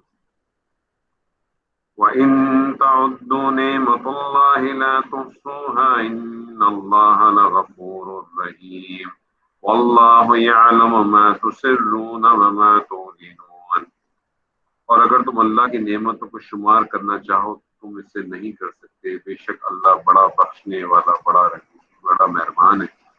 اور جو کچھ تم چھپاؤ اور ظاہر کرو اللہ سب کچھ جانتا ہے. یعنی اللہ کی نعمتیں جب اتنی زیادہ ہیں، اتنی زیادہ ہیں اللہ کی نعمتیں کہ شمار میں نہیں آ سکتی. تو ان کا حق تو یہ تھا کہ انسان ہر لمحے اللہ کا شکر ہی ادا کرتا ہے. جیسے ہمارے ایک دوست کہتے ہیں نا کہ 24 گھنٹے میں 27 گھنٹے شکر ادا کرو تو بھی کم ہے. میں تو ان سے کہتا ہوں 24 گھنٹے میں 27 گھنٹے تو ہو نہیں سکتے. 24 گھنٹے میں سے اگر ایک 10% بھی اگر یہ شکر ادا کر لو نا تو بہت ہے. 10%. لیکن اللہ جانتا ہے کہ انسان کے بس میں نہیں ہے. اللہ جانتا ہے ہر وقت انسان شکر نہیں کر سکتا، اللہ انسان کے بس میں نہیں ہے. اس لیے اس نے اپنی مغفرت اور رحمت کا معاملہ فرما کر شکر کی اس کوتاہی کو معاف فرماتا ہے. اللہ کی کا کتنی بڑی رحمت ہے. اور اللہ نے، جیسے ہم نے سورہ انعام میں پڑھا تھا، کہ اللہ نے رحمت کو اپنے اوپر لازم کر لیا. کتب علی نفسہ الرحمہ، اپنے اوپر لازم کر لیا. کیونکہ اللہ کی رحمت نہ ہوتی تو آپ مجھے بتائیں، جو آدمی جھوٹ بولتا اس کی زبان لٹک جاتی 3 دن. جو آدمی گالی دیتا اس کی زبان بند ہو جاتی. جو آدمی کسی کو کسی نامحرم کی طرف دیکھتا ہے اس کی ایک آنکھ بند ہو جاتی ایک دن. کوئی چوری کرتا اس کا رنگ کالا ہو جاتا. کوئی زنا کر کے آتا اس کے ہاتھ پر ٹیڑھے ہو جاتے. کر سکتا تھا اللہ؟ تو کوئی مسئلہ تھا اللہ کے لیے؟ کوئی مسئلہ نہیں. لیکن اس کی مغفرت اور اس کی رحمت کا یہ لیول ہے کہ وہ معاملہ کو فرما دیتا، شکر کی اس کوتاہی کو معاف فرماتا. البتہ یہ مطالبہ ضرور ہے کہ اس کے احکام کے مطابق زندگی گزارے، اور جب انسان اس کے احکام کے مطابق زندگی گزارے گا تو یہ ممکن ہی نہیں ہے کہ اس کا شکر ادا کرے، اس کو یاد نہ کرے۔ اللہ تعالیٰ کہتا ہے نا فَاذْكُرُونِی أَذْكُرْکُم، مجھے یاد کرو تمہیں وہ بھی یاد رکھے گا، وَاشْكُرُوا لِی وَلَا تَکْفُرُونِ، لیکن ہم بھول جاتے ہیں، ہم پڑھتے ہیں، پڑھ کے بھی نکل جاتے ہیں، رکھتے نہیں ذہن میں، یاد ہی نہیں رہتا، باقی ساری چیزیں یاد رہتی ہیں، سب یاد رہتا ہے، سب یاد رہتا ہے۔ آج سے کبھی دوست بیٹھے ہوں، وہ 20 20 سال، 25 25 سال پرانی آپس کی ڈسکشن یاد کرتے ہیں۔ یاد ہے کہ ہم یونیورسٹی میں بیٹھے تھے تو کیا ہوا تھا، یاد ہے فلانی جگہ پہ کیا ہوا تھا، یاد ہے جب تو وہ شرٹ لینے گیا تھا تو کیا ہوا تھا، سب یاد رہتا ہے۔ نہیں یاد رہتا تو اللہ کا کلام یاد نہیں رہتا، نہیں یاد رہتا اللہ کے احکامات یاد نہیں رہتا، اور بھول جاتا ہے انسان کہ ظاہر ہو کہ باطن ہو، ہر اعتبار سے اللہ کا فرما بردار ہے، اور اللہ اس کے ہر کام کو جانتا ہے، چاہے وہ چھپ کر کرے یا علانیہ کرے۔ بلکہ میں تو کہتا ہوں اللہ تو ایک تو خفی ہے نا، ایک اخفا ہے، ایک اخفا۔ اللہ تو وہ بھی جانتا ہے جو ہم بھی نہیں جانتے۔ ایک تو وہ چیز ہے نا، میرے دل میں ایک خیال آیا، جو میرے دل میں خیال آیا میں تو جانتا ہوں اس کو۔ ایک وہ خیال بھی ہے جو میرے دل میں نہیں آیا لیکن اللہ وہ بھی جانتا ہے، اللہ اتنا کچھ جانتا ہے، لیکن ہم اسی ترے میں ہیں کہ شاید ہم اللہ سے زیادہ جانتے ہیں۔ اسی لیے تو بعض دفعہ میں کہتا ہوں کہ بہت ساری چیزیں ایسی ہیں جب ہم قرآن اور سنت سے باہر جا کے کرتے ہیں، ایسا لگتا ہے کہ شاید اللہ کو بھی نہیں معلوم تھا اور اللہ کے رسول کو بھی نہیں معلوم۔ ہم لوگوں نے یا بعد میں لوگوں نے آ کے شاید اس کے اندر بتایا کہ نہیں یہ فلانے فلانے کام ایسے ایسے اس طریقے سے ہو۔ اسی وجہ سے تو شاید پاکستان کے اندر جو یہ قانون اب جو ختم کیا، پہلے جب یہ قانون لے کے آئے تو شاید یہی وجہ ہوگی، لیکن ان کو زیادہ پتا ہوگا کہ جی دوسری شادی کے لیے اجازت لازم ہے۔ بہرحال والذین يدعون من دون اللہ لا يخلقون شيئا وهم يخلقون اموات غیر احیاء وما يشعرون ایان یبعثون۔ اور جن جن کو یہ لوگ اللہ کے سوا پکارتے ہیں وہ کسی چیز کو پیدا نہیں کر سکتے بلکہ وہ خود پیدا کیے ہوئے ہیں۔ مردے ہیں، زندہ نہیں ہیں، انہیں تو یہ شعور بھی نہیں کہ کب اٹھائی جائے۔ اس آیت میں مردہ سے مراد جو ہے وہ فوت شدہ نیک صالح لوگ ہو سکتے ہیں جن کی مشرک عبادات کرتے ہیں، کیونکہ مرنے کے بعد اٹھایا جانا جس کا انہیں شعور نہیں ہے، اس کا اطلاق انسان کے سوائے کسی اور کے ساتھ نہیں، جمادات کے ساتھ تو نہیں ہو سکتا۔ تو ذی عقل جاندار انسانوں، جنوں، انہی کے اوپر صادق آ سکتا۔ تو وہ جو بات ہے نا کہ بعض دفعہ جو یہاں سے بھی تعبیریں لی جاتی ہیں کہ نہیں نہیں نہیں ان کی بات نہیں رہتی، تو اللہ کہہ رہا ہے جن کو اٹھایا جائے گا، جن کو شعور بھی نہیں تھا، ان کو صرف مردہ ہی نہیں بلکہ مزید وضاحت فرما دی کہ وہ زندہ نہیں ہے۔ اس سے جو وہ طبقہ ہے جو جس کے ذہنوں میں یہ ہے کہ جو قبروں میں مدفون لوگ ہیں وہ زندہ ہیں، شاید اس کی بھی بہت بڑی ایک یہاں جو ہے وہ نفی آتی ہے، اور اللہ تعالیٰ ان کو بھی ہدایت دے، اللہ تعالیٰ ہم سب کو بھی ہدایت دے۔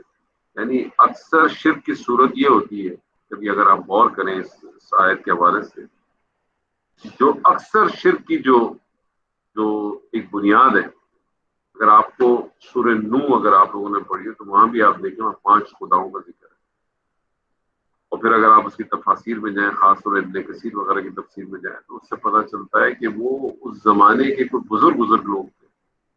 وہ جو 5 خداؤں کے نام ہے میرے ذہن میں ستا نہیں رہے، سوا، یغوث، یا وہ اس طرح سے نام ہے. تو وہ ان کے بزرگ تھے اور جن کی جو ہے وہ شیطان نے پہلے ان کو کچھ شکلیں وکلیں بنا کے دکھا دی. پھر ان کو پہلے ان کی قبروں پہ جاتے تھے. اس نے کہا قبروں پہ بھی جاتے ہوں دعا کرتے ہیں, گھروں پہ ہی کرو. تصویریں بنا کے دے دی, تصویروں سے کرتے تھے. وہ ایک جنریشن چلی گئی, دوسری جنریشن آ گئی. اس نے کہا تصویروں سے کیا ہوتا ہے یار, ان کے سیدھے سیدھے تصویریں خراب ہو جاتی ہیں, کاغذ ہے کہ مجسمے بنا رہا ہوں, مجسمے بنا. اسی طرح سے کام چلتا ہے. ہمارے یہاں بھی دیکھنے بہت ساری چیزیں ایسی ہیں جو آج سے 30 40 50 سال پہلے شاید ہمارے معاشرے میں نہیں تھی, آج ہو گئی. جو جنریشن اب کی ہے, جو دیکھ رہی ہے 30 40 سال سے, جس دن سے اس کی آنکھ کھلی اس دن سے وہ دیکھ رہی ہے. اس کے لیے تو بڑا مشکل ہے اس بات سے باہر نکلنا کہ اگر کوئی کہے کہ یہ غلط ہے تو شاید اگر اس اپنے گھر میں دیکھ رہا ہو کہ وہاں واقعی غلط ہے تو سمجھ جائے. لیکن اس کے بعد کی جنریشن, اس کے بعد کی جنریشن تو کبھی مان ہی نہیں سکتی. اور کوئی جس طرح سے آج کل ایک ٹرینڈ نکلا ہوا ہے, کل جمعے کا دن ہے نا, آپ کو بہت سارے واٹس ایپ پہ میسج ملے گی جمعۃ المبارک ہو, جمعہ مبارک ہو, جمعہ مبارک. کوئی حقیقت ہے؟ آج سے 50 سال کے بعد اگر آپ کوئی ہم میں سے آدمی کھڑا ہو کے کہے کہ جمعہ مبارک کی تو کوئی چیز ہی نہیں ہے, تو لوگ بولیں گے یہ کوئی جاہل آدمی آ گیا جمعے کو مبارک ہی نہیں کہتا. اس کے بعد دلیل ہی نہیں ہے. ہمارے پاس 50 دلیلیں اور 50 دلیلیں نکال کے دکھا بھی دیں گے, دو دو ریفرنس بھی مار دیں گے, نیچے لکھ دیں گے صحیح بخاری, صحیح مسلم, نمبر بھی ڈال دیں گے. کسی کو اتنی تو توفیق ہوگی نہیں کہ وہ نمبر کی ویریفیکیشن کر لے یا اس کو پڑھ لے, اس کا من نہیں, وہ بھی نہیں, بس آگے چلا جائے گا, بس کافی. اسی طرح سے پیدا ہوتی ہے. تو اکثر شرک کی جو صورت ہے وہ یہ ہوتی ہے کہ پچھلے بزرگوں کو مقدس اور مقرب مان کر لوگ ان کی پرستش کر رہے ہیں. گو کہ یہ پرستش احمقانہ ہوتی ہے. یعنی جن مدفون بزرگوں کی بڑی بڑی قبریں بنا کر لوگ ان سے مرادیں مانگتے ہیں, ان کے بارے میں اللہ کہتا ہے کہ ان کو خود مردہ ہے, وہ نہیں جانتے وہ خود کب اٹھائے گئے, وہ نہیں جانتے. اور نہ ان بزرگوں نے کبھی, اور نہ ان بزرگوں نے کبھی ان لوگوں سے کہا تھا کہ ہماری عبادت کرنا ہے. اگر آپ ہسٹری اٹھا کر دیکھیں جن جن جگہوں کے سارے معاملات آپ وہاں دیکھیں, کسی بزرگ نے کبھی کام نہیں کیا ہوگا. لیکن جو بعد میں آنے والے لوگ, انہوں نے اس کو کہاں سے کچھ کیا بنا لیا, کیا اس کے پیچھے سلسلے, اللہ بہتر جانتا ہے, میں اس بارے میں زیادہ بات نہیں. تو انشاءاللہ تعالی ہم آج یہاں اس کو ختم کرتے ہیں, کیونکہ ہماری کوشش یہی ہوتی ہے کہ کیونکہ یہ سلسلہ ہم نے ہر ہفتے کا رکھا, تو آبجیکٹو ہمارا جو ہے وہ صورتوں کو ختم نہیں کرنا, بلکہ ہر صورت کے اندر میرا جو اب تک تجربہ رہا ہے وہ یہی رہا ہے کہ جو بھی صورت ہوتی ہے اس کی چند ابتدائی آیات, اگر صورت کا حجم بڑا ہے, جو بڑی صورت ہے, تو شروع کی ابتدائی آیات جو ہوتی ہیں 10 15 20 25, اور آخر کی جو کچھ آیات ہوتی ہیں 10 15 20 25, اس کے اندر بہت کچھ ہوتا ہے بیان کرنے کے لیے. اور جو بیچ کا جو حصہ ہوتا ہے وہ مختصر ہوتا ہے, چھوٹا ہوتا ہے. تو بعض دفعہ آج ہم نے میرے خیال میں دیکھا شاید 20 آیات ہیں, آج تھوڑا 10 منٹ تاخیر سے بھی شروع کیا, کچھ انٹرنیٹ کا پرابلم تھا. تو کوشش صرف یہی ہے, مقصد یہی ہے کہ جو کچھ ہم پڑھ سکیں, جو آپ کے سامنے رکھ سکیں. ضروری نہیں کہ جو بات میں نے آپ کے ساتھ بیان کی اس کو آپ 100% ایگری کریں, کہ آپ کا پورا حق ہے, آپ اس کو 100% آپ ریجیکٹ کر سکتے ہیں. ایک بات میں وضاحت کر دوں کہ میں آپ کے سامنے جتنی بھی بات پیش کرتا ہوں, کچھ جو میری طرف سے ہوتی ہے میں آپ کے سامنے ضرور بتا دیتا ہوں, لیکن یہ کسی نہ کسی حوالوں سے, کسی نہ کسی تفاصیر سے میں ضرور دیتا ہوں. ان کو اپنے الفاظ میں رکھ کے بعض دفعہ پیش کر دیتا ہوں, بعض دفعہ اسی کے ساتھ. تو بس اللہ تعالیٰ سے دعا ہے کہ ہمارا آبجیکٹو یہی ہے کہ ہم جو کچھ پڑھیں, جو کچھ سنیں, وہ اس کو سمجھنے کی کوشش کریں, اس پہ عمل کرنے کی کوشش کریں, اور بس یہی اصل بنیادی مقصد ہے. بارک اللہ لی و لکم فی القرآن العظیم ونفعنی و ایاکم بالآیات و ذکر الحکیم. السلام علیکم ورحمۃ اللہ.